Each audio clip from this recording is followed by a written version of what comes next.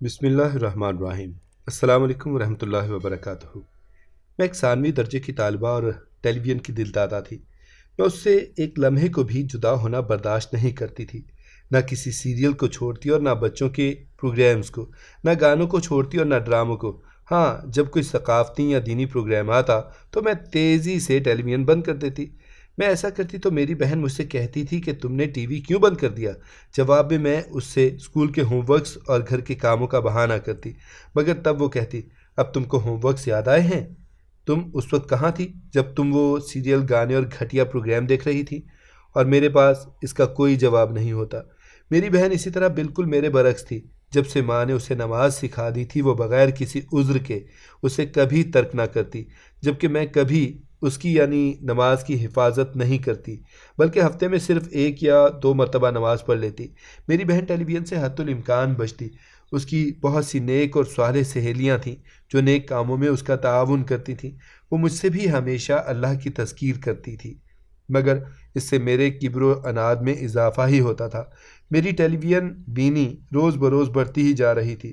دوسری طرف ٹیلی ویژن گھٹیا سیریلز، حیاسوز فلم اور فحش گانوں کی پیشکش میں کمال تنوع حاصل کرتے جا رہے تھے، جن کی سنگینی سے میں اس وقت تک واقف نہیں تھی جب تک کہ اللہ تعالیٰ نے مجھے ہدایت نہیں دے دی۔ خدا کی ہی تعریف ہے اور اسی کا شکر ہے میں یہ سب کر رہی تھی، اور میرے دل میں یقین واسق تھا کہ یہ حرام ہے، اور یقیناً ہدایت کا راستہ اس شخص کے لیے جو اس پر چلنا چاہے واضح ہے۔ میرا نفس مجھے اس پر بہت ملامت کرتا تھا اور میرا ضمیر مجھے شدت سے کچوکے لگاتا تھا۔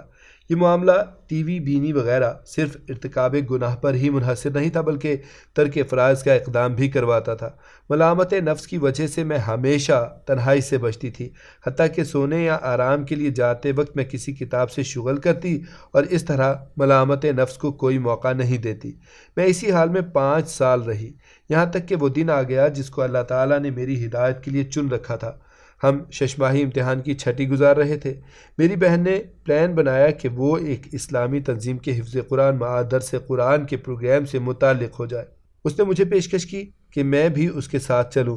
میری ماں نے بھی اس کی تائید کی، مگر میں نے انکار کر دیا، بلکہ سختی سے مسترد کر دیا۔ میرا منصوبہ تھا کہ اس چھٹی میں اپنی پوری توجہ ٹی وی سیٹ پر دوں گی۔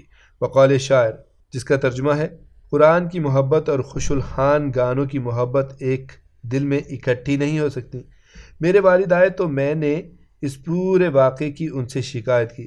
انہوں نے کہا کہ اسے چھوڑ دو اور جانے پر مجبور نہ کرو۔ میرے والد کے نزدیک میری ایک خاص عزت تھی، حالانکہ میں ان کی منجھلی بیٹی تھی۔ مجھ سے بڑی صرف میری بہن تھی اور ایک بھائی مجھ سے نہایت چھوٹا تھا۔ والد صاحب نے یہ بات کہہ دی۔ وہ سمجھ رہے تھے کہ میں نمازوں کی حفاظت کرتی ہوں۔ یہ صحیح ہے کہ میں ان سے جھوٹ بولتی تھی۔ جب وہ مجھ سے پوچھتے کہ کیا تم نے نماز پڑھ لی ہے تو میں کہتی ہاں۔ اس وقت میں چاہتی کہ وہ مجھے جھوٹ سے چھٹکارا دلا دے۔ البتہ میں صرف ان کے سامنے جب وہ موجود ہوتے نماز پڑھ لیتی، اور جب وہ کام پر چلے جاتے تو میں نماز چھوڑ دیتی۔ میرے والد اپنے کام کے سلسلے میں 3-4 روز ٹھہرتے تھے۔ ایک دن میرے والد نے نہایت شفقت سے مجھ سے کہا کہ میں ایک مرتبہ اپنی بہن کے ساتھ حلقہ حفظ قرآن و درس میں چلی جاؤں۔ اگر مجھے اچھا لگے تو ٹھیک ہے، ورنہ یہ پہلا اور آخری ہوگا۔ میں نے اپنے والد کی بات مان لی، کیونکہ مجھے ان سے بہت محبت تھی اور میں ان کی ہدایت رد نہیں کر سکتی تھی۔ میں باغ قرآن کی طرف روانہ ہو گئی۔ باغ قرآن، ہائے کیا کہنے اس کے! میں نے وہاں نور ایمان سے دمکتے ہوئے چہرے دیکھے اور ایسی روتی ہوئی آنکھیں دیکھی جو کسی حرام شے کی طرف نہیں اٹھتی تھیں جیسا کہ مہک کرتی تھی۔ بس میرے اندر ایک ایسا جذبہ ابھرا جس کو میں کوئی نام نہیں دے سکتی، سعادت و خوش بختی کا جذبہ، جس میں ندامت اور توبہ کا احساس بھی شامل تھا۔ میں نے محسوس کیا کہ میں اللہ عز و جل سے قریب ہوں۔ مجھ پر رقت طاری ہو گئی، میری آنکھوں سے بے تحاشا آنسو جاری ہو گئے۔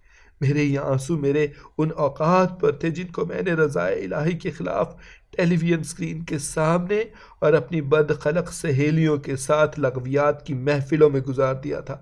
میں ایسی مجالس سے کس قدر غافل تھی جن کو فرشتگان الہی گھیرے ہوئے ہوتے ہیں، اور اہل مجلس پر سکینت قلب اور رحمت خداوندی نازل ہوتی ہے۔ مجھے ایک بار کے لیے سایہ قرآن میں بھیج کر اللہ تعالیٰ نے مجھ پر بہت بڑا احسان کیا تھا، جس میں میں نے اس نعمت کا مزہ چکھا جس کو اس سے قبل اپنی زندگی میں کبھی نہیں چکھا تھا۔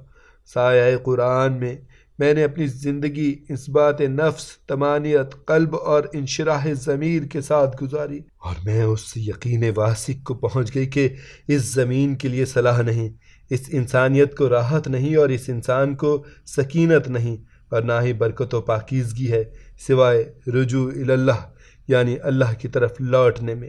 یقیناً سایہ قرآن میں زندگی ایک نعمت ہے، ایک ایسی نعمت جس کو صرف وہی جان سکتا ہے جس نے اس کو چکھا ہو، ایک ایسی نعمت جو زندگی کو رفعت بخشتی ہے، اس میں برکت عطا کرتی ہے اور اس کا تزکیہ کرتی ہے۔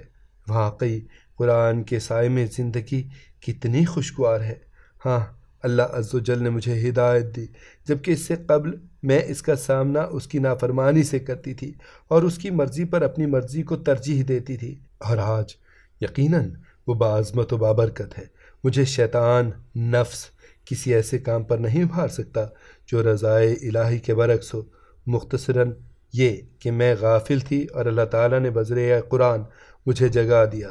بے شک یہ قرآن اس راستے کی ہدایت دیتا ہے جو سیدھا ترین ہے، اور ان مومنین کو جو اعمال صالحہ کرتے ہیں اجر عظیم کی بشارت سناتا ہے۔ اور آج میں تعجب سے پوچھتی ہوں کہ میں کیسے اپنے رب کا سامنا کرتی اگر وہ مجھے ہدایت نہ دیتا۔ سچ تو یہ ہے کہ میں خود اپنے آپ سے شرمندہ ہوں، اور اس سے قبل اپنے رب سے۔ اور کہنے والے نے سچ کہا ہے، تعجب ہے کہ وہ کیسے معبود کی نافرمانی کرتا ہے، یا کیسے ایک انکار کرنے والا انکار کرتا ہے جبکہ ہر چیز میں اس کی نشانی پنہا ہے، جو اس بات پر دلالت کرتی ہے کہ وہ ایک ہے۔ اے میرے رب، میں تیری طرف پلٹتی ہوں اور تجھ سے مغفرت چاہتی ہوں، بلا شبہ تو تواب الرحیم ہے۔